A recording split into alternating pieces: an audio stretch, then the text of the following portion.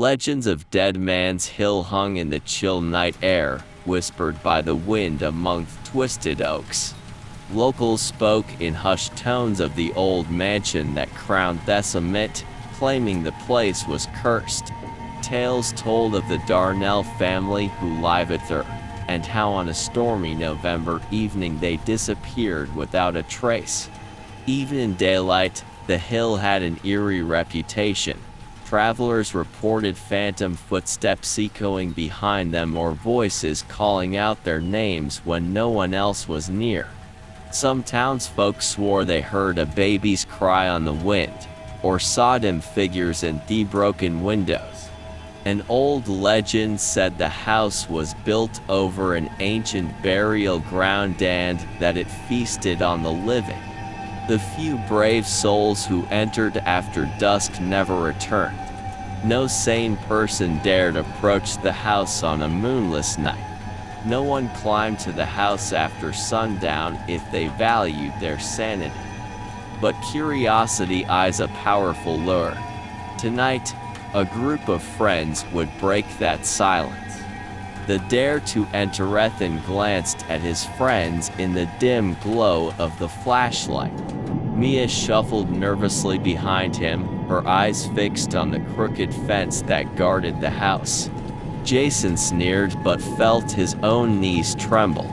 "Just an old manor," Jason muttered, trying to sound brave. Carla pulled a crumpled paper from her backpack. The headline read, "Teenager Vanishes at Deadman's Hill." Jason laughed nervously, voice cracking. "Ghost stories," he said with a forcey grin. Carla folded the paper. "Should we really go in?" she whispered. None of them wanted to admit how frightened they were. Ethan checked the battery on his recorder, which was supposed to capture ghostly voices. Mia gripped a pack of candles, her fingers trembling. Jason pointed at sagging gate. "We've come this far," he said, though his eyes darted around. Hef flicked the rusty latch. Ethan sighed. "Let's just see this through," he insisted quietly. Hearts pounding, they lifted the gate. It groaned open like a warning from the ages. Ethan stepped through first, forcing himself onward with a gulp of adrenaline.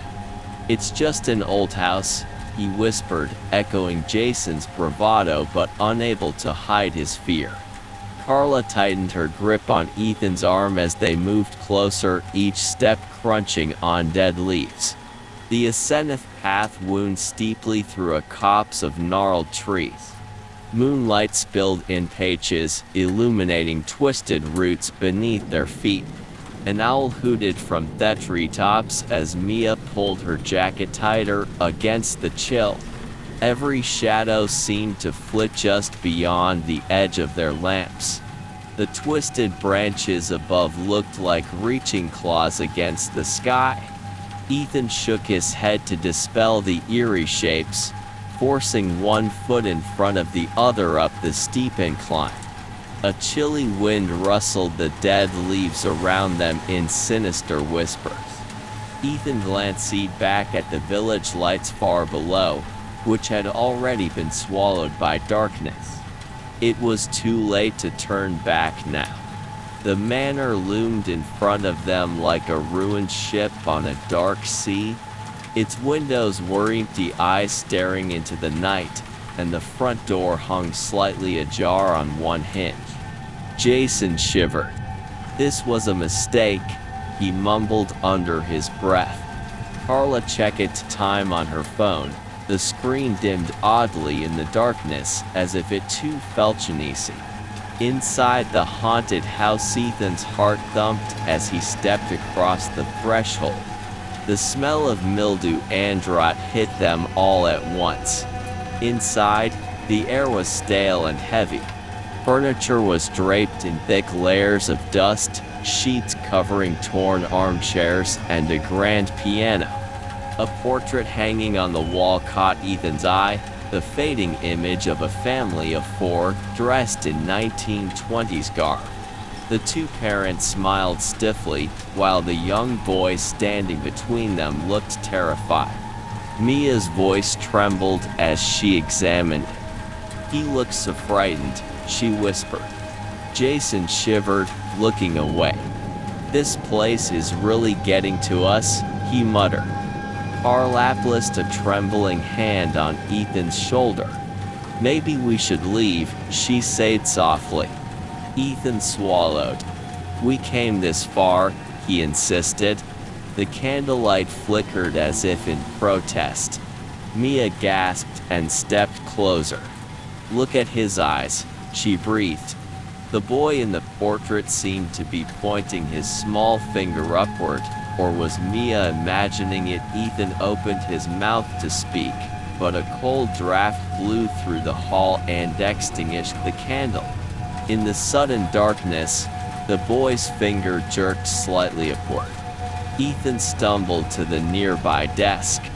Ethan found a yellowed newspaper clipping on the desk next to a tarnished lamp.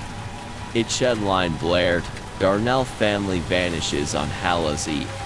Carla picked up the attached photograph and shivered. It was the same family from the portrait. The article stated that police found no bodies or clues and could not explain the disappearances.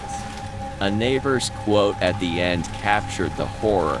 The father's terrified last words, "The house is hungry." On a tall mahogany desk, Ethan spotted an old journal lying open, its pages yellowed with age. Curious, he flipped it to the first pages. It was dated 1923 and written by James Darnell. "The house is beautiful," the fading scrawl announced. "But last night I dreamed that the walls whispered my name. Eliza says it is only the wind." Maya shivered, and the others exchanged nervous glances. Flipping forward, Ethan found the final entry, dated November 4, 1925. His voice shook as he read aloud, "Something awful happened. I do not think my family is safe. Eliza has changed. Our son hears things that I cannot see. The house is hungry." As he finished the last words, a sudden gust of icy air slammed the journal shut. Candlelight danced violently along the walls. "Did you feel that?" Mia gasped. The haunting intensified silence fell heavy after Mia's gasp. Then they heard it, a faint, childlike giggle drifting from somewhere upstairs. "No way," Jason whispered, backing away slowly. At that moment, Ethan's flashlight flickered and died. Plunged into darkness, they heard the floorboards above them creak.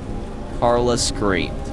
A low whisper seemed to surround them, "Join us." It breathed just at the edge of fury. Shivers raced up their spines. The air suddenly turned frigid.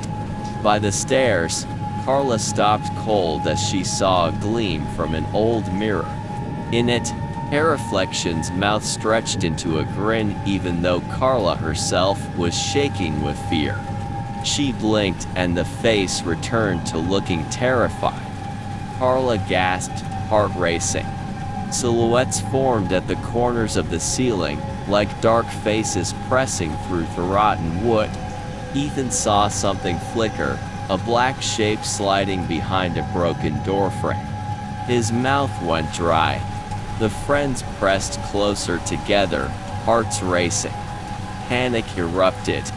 Ethan dashed toward the stairs, but a heavy force seemed to push him back. The front door slammed shut behind them with deafening finality. Mia grabbed at his arm, eyes wide with terror. "It's locking us in," she cried. Somewhere across the hall, a distant lullaby began to play on an old phonograph, that a melody spinning in the eerie silence. Then a pale shape began to materialize at the end of the hallway, the little boy from the portrait. He stood there, hand outstretched, his ghostly eyes pleading. Ethan felt the air turn icy around his calf, as if boy's spirit had brushed against it. "Play with me," the boy whispered, voice fading like mist. Mia shrieked and stumbled back into Ethan's arms. The entity revealed child's apparition dissolved into shadows, replaced by another figure. It was taloned imposing, his expression twisted in sorrow and rage. James Darnell himself hovered at the end of the hallway, his eyes burning with an otherworldly light. "Thou shalt not have come here," he intoned, voice like metal grinding on stone. Ethan felt an invisible grip tighten around his chest as the spirit advanced. "This just belongs to my family," James Darnell continued, voice echoing off the peeling wallpaper. Frost gathered on his fingers and the floor beneath them groaned under heavy presence. Mia stifled another scream as the specter's gaze locked onto Ethan, drawing him in like a moth to a flame. Summoning what little courage he had left, Ethan croaked out, "Your family. The one-ies in the journal? What happened to them?" James Darnell's spectral gaze bore into Ethan, unblinking. "They were lost in this house," the apparition hissed, each word scraping like nails on glass. "But tonight, you will be too." With a sudden rush of cold wind, he lunged forward. The final confrontation, Ethan stumbled back and bolted down the hallway, adrenaline surging. "This way." Hiled. The ghost let out a spine-chilling roar and lunged after them.